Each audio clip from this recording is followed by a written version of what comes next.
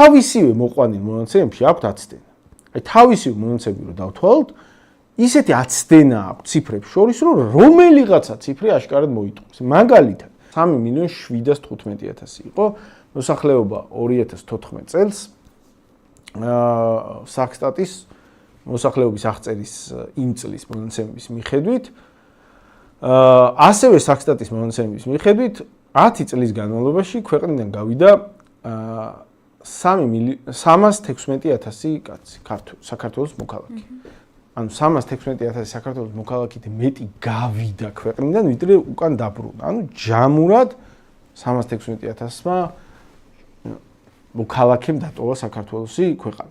რაც ნიშნავს, რომ 2014 წელს არსებულ ციფრებს აკლდება ხო 316.000, 2014 წელს თუ ვიყავი 3.715.000 დაახლოებით, ამას უნდა დავაკლოთ 316.000 და გამოდის 3.400.000-ის ფარგლებში. აქ არც ვითვლი, გვერდზე გადავდოთ სიკვდილიანობა შობადობის მაჩვენებელი. სადაც ამ წლების განმავლობაში სიკვდილიანობა ასევე აჭარბებდა შობადობას. დაახლოებით 30.000 მეტი ადამიანი გარდაიცვალა, ვიდრე დაიბადა და ეგეც რომ დავაკლოთ, კიდევ უფრო ქვემოთ 3.000.000 დაახლოებით 370.000-ზე ჩავა. მაგრამ ეს გადავდოთ გვერდზე 3.400.000 მაინც ხო უნდა იგულისხმოთ, რომ 300.000 თუ წავიდა, ამდენი უნდა გამხდარიყო. ბოლო კვლევის მიხედვით საქართველოს მოსახლეობა 2024 წელს გამხდარა, როგორც ესენი გვიმტკიცებენ, 3.917.000 თუ 14.000 და 3.900.000. ანუ მოიმატა. თან მოიმატა იმ პირობებში, რომ 300.000 ქართველი წავიდა.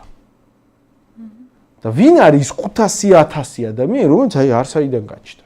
თუ 300.000 ქართველი წავიდა, თუ უნდა დასულიყო მოსახლეობა 3.400.000-მდე. 3.900.000 აი ვის ხარჯზე გახდა?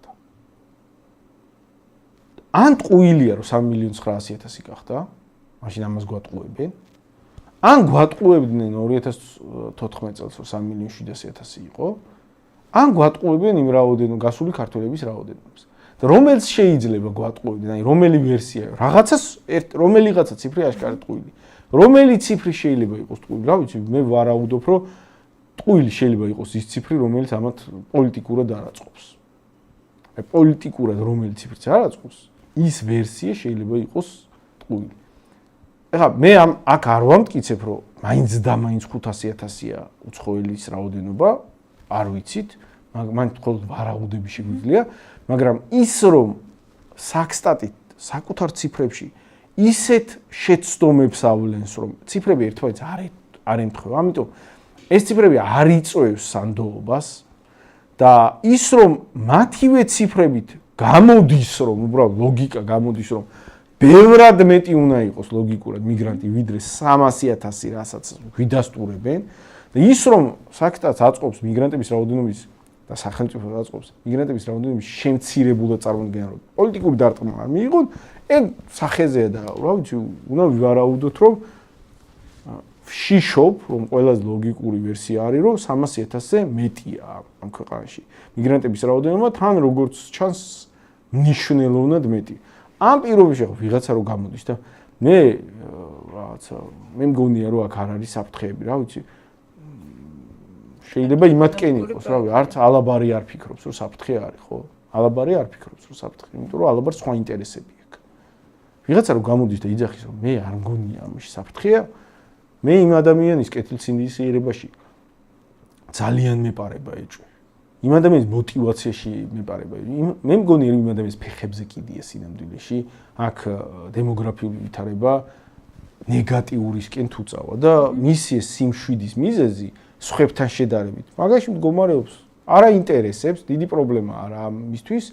არის კაცო ეგეთი ხალხი ევროპაში ბევრი. ევროპაში არის ნაწილი პოლიტიკურ ველზე, ამორჩევლებში არის ნაწილი, რომლებიც არ თვლიან, რომ მიგრანტების შემოდინება პრობლემაა. პირიქით ნაწილი არის რომელიც თulis რომ მიგრანტები უნდა შემოუშვათ, უნდა ვიყოთ გახსნილები, უნდა ვიყოთ ტოლერანტულები, უნდა ვაშენოთ როგორც ალაბარმა გააკეთა ფორმულირება კოსმოპოლიტური თავშესაფარი.